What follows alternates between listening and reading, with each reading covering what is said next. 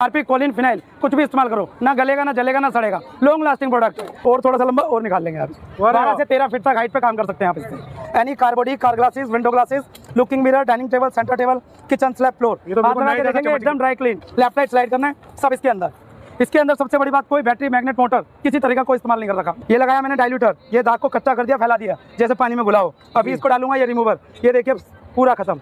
ये चटनी है, सब्जी है, करी है, कुछ भी गिर गया बच्चों ने गिरा दिया इस तरीके से, इसे एक ही बार में अपनी और खींचते हुए ऐसे पूरा प्रॉपर क्लीन कर लेते हैं। नीचे कोई ड्रॉप नहीं होगा, धो के दोबारा इस्तेमाल करने की जरूरत नहीं पड़ती है। अभी ये सारा गंदा हो गया है, इसे वॉश करना है। सिंपल बकेट के अंदर डिप करना है आपको या नल के नीचे, लीवर को पुल करेंगे ये सारा बाहर आ जाता है। ये देखिए ये गिर गई जी छोले की सब्जी आपकी, ये हमारी मोपिंग, आपको दोबारा धो के इसको अप्लाई करने की जरूरत नहीं पड़ती। ये देखिए सारा इसके अंदर, इसको भी आप सिंपल सादे पानी में ऐसे ही इजी वॉश कर लेंगे।